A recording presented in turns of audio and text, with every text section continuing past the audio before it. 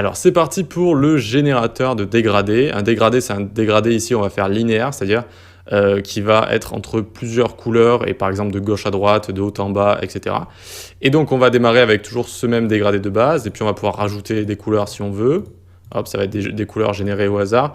On va pouvoir cliquer sur Random ici si on a envie de changer les couleurs au hasard pour avoir des sortes de dégradés comme ça, comme on veut. Et on va pouvoir jouer sur juste l'inclinaison de notre dégradé également.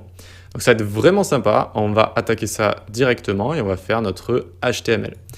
Donc on se retrouve ici, pack, tac. Donc on est dans couleur JS ici, ok. On va dans notre index HTML et c'est parti pour l'HTML. Alors, juste, je place bien ma souris, mon clavier et on y va. Tac, tac.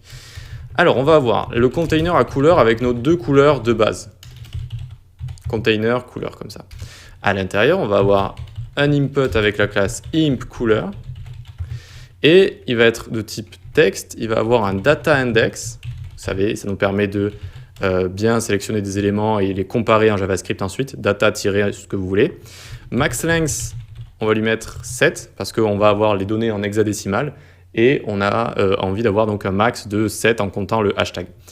Voilà, max, type, etc. Alors j'ai mis type, data, max, classe. Oui, c'est bon, c'est bon. On peut faire maj, alt, flèche du bas. On prend data index ici, on met 2 du coup.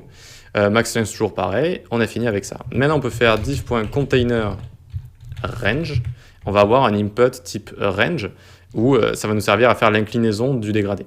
Donc ici on va faire un input avec toujours la classe imp range comme ça. Non du coup, pas toujours la classe, c'est pas la même classe qu'au-dessus. Ici c'est imp_color et ici c'est imp range, ok, attention.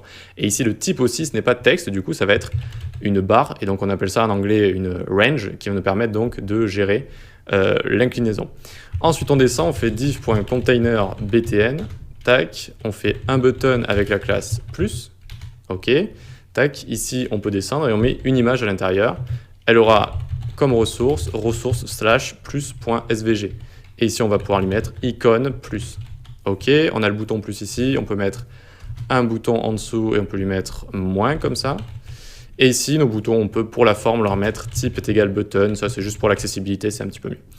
Ok, type est égal button et puis on aura un dernier bouton en dessous, button. Type est égal button, classe est égal random, et ce sera notre bouton qui nous permettra de mettre des couleurs au hasard sur nos différentes couleurs en fait.